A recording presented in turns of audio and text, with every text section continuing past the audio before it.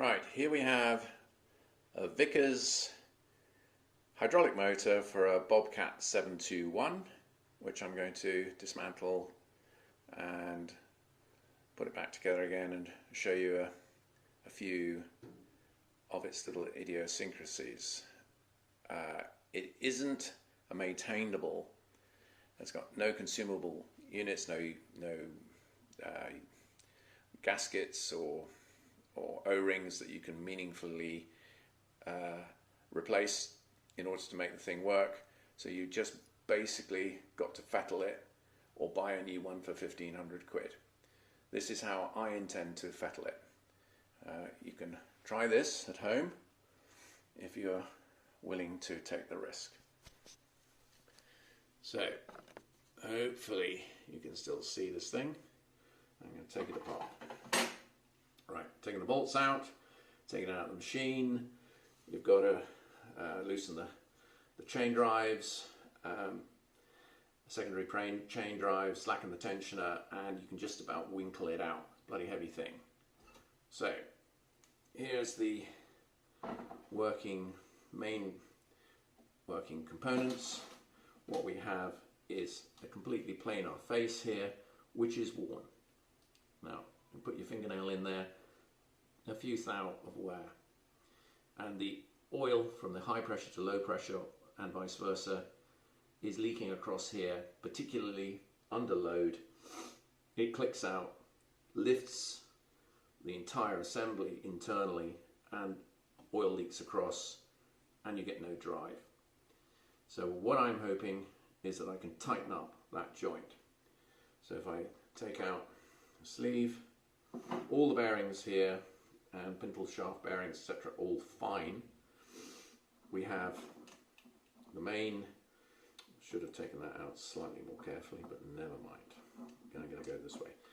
So this was planar right the way across here. It's designed to have a thou clearance between here and here, up to 20 thou, and I think we got about ½ inch. No, we haven't got ½ inch, but we've got far too much.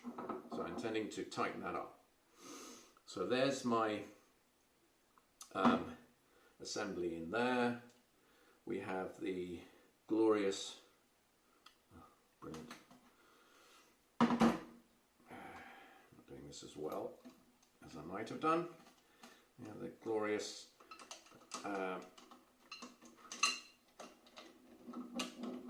this is not the easiest way to get this out. I'm cocking this up. Oh, to hell with it.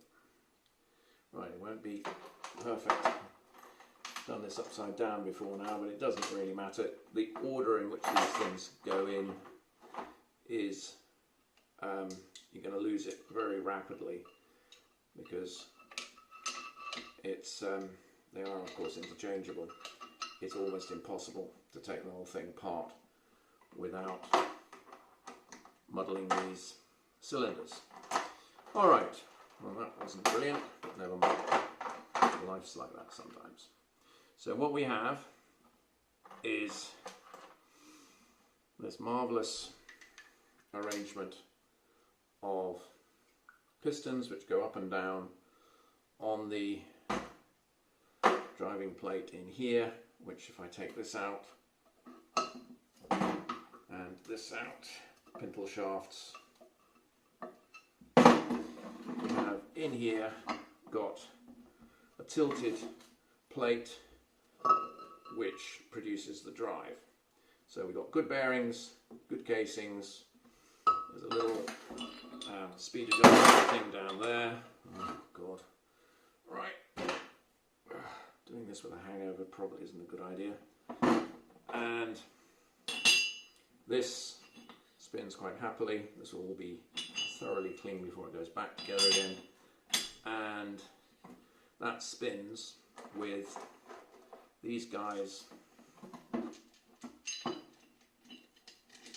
bouncing up and down on top of it, and since they're basically falling down the slope or falling down the slope the other way, it produces rotation.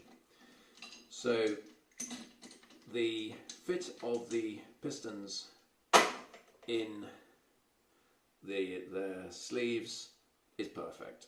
It's no problem. It's no problem. The give on the end of the ball joints here, about 3 thou. I'm not bothered. The marks on this here, I ain't bothered. They can go around with the rotating plate or not. I don't care. There's a bit of shock as it changes direction, but basically I'm good with that.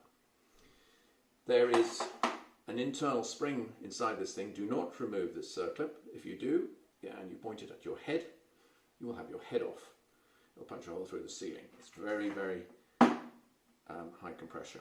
But it does give you, on the ends of these pins, which may have been compressed, giving me more clearance.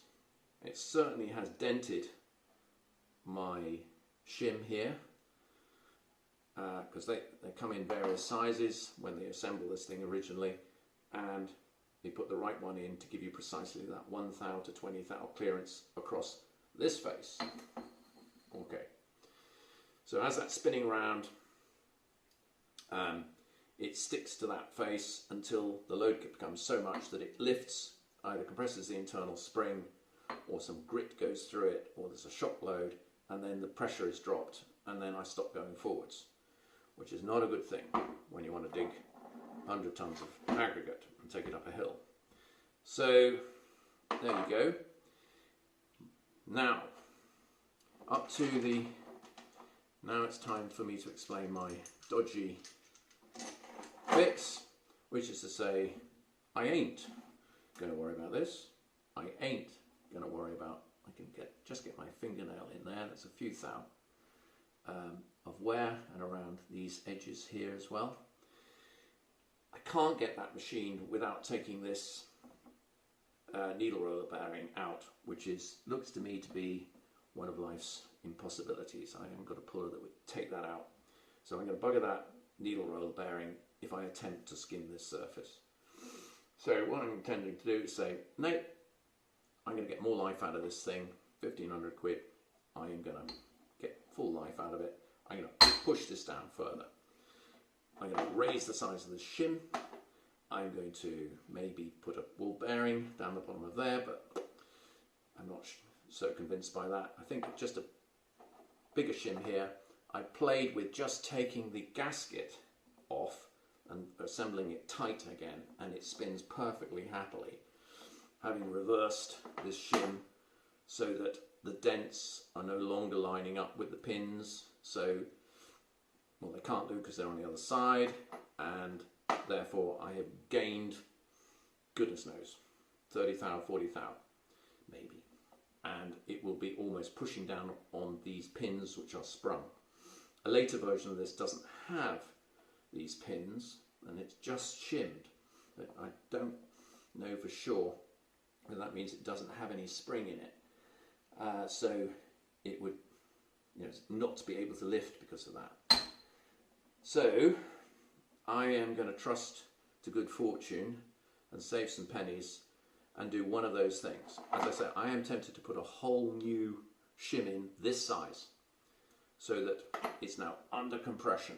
So reassemble the same way as it was before and assume that there is pretty much nothing wrong with the fit of anything else. All these slide beautifully, there's no give. The ends of these, there's a small oil lubrication hole here. These are a bit rough and they will be gripping on this surface, but I don't care because it will spin. And I think that's all I need to say, other than perhaps I'm going to measure the lengths of these pins and see if they're all equal, and adjust for that if necessary.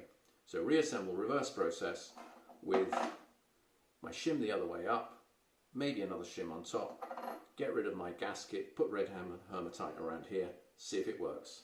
I will report if this all works. Thank you for listening. I hope some of this made sense, and I hope that somebody coming after me might or might not benefit from my experience. Thanks, bye.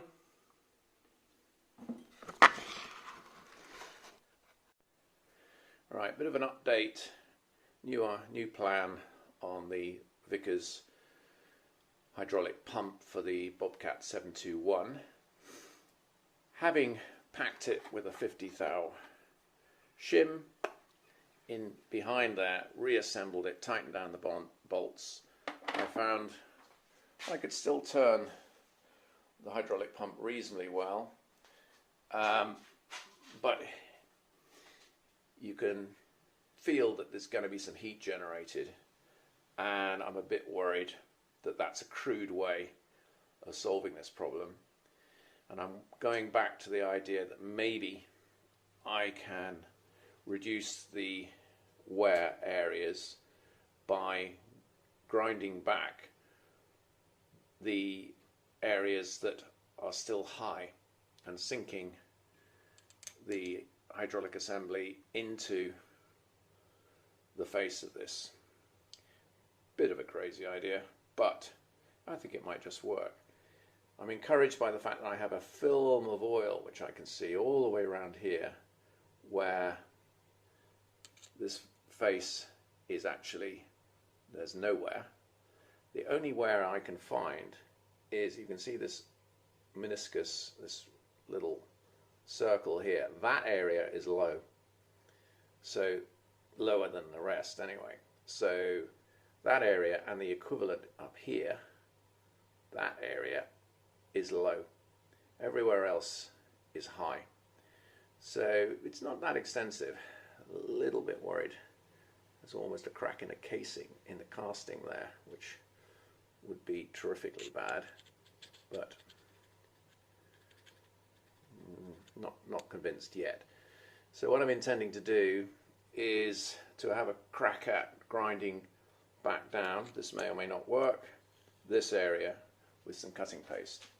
Ancient tin cutting paste. I'll give it a go and do another video in a minute to see whether I've managed to effectively machine this face without buggering the roller bearings, because the cutting compound will just be in this area and I can wash it off. Right, so now I've got the cutting compound in there. It's pretty tight and I can't hear too much cutting going on, but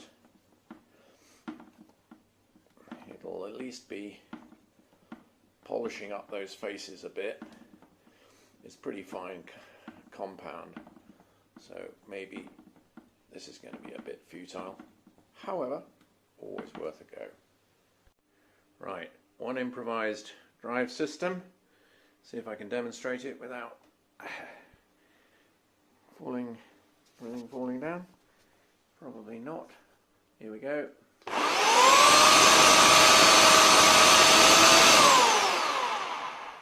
Well, we'll see whether that beds it in. Right.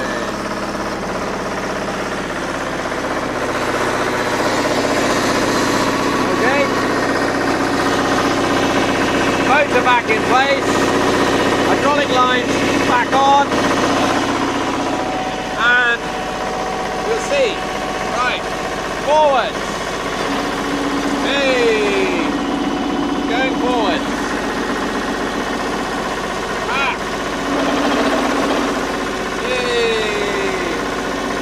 Right, I think we win. All behaving properly. A little bit of noise, but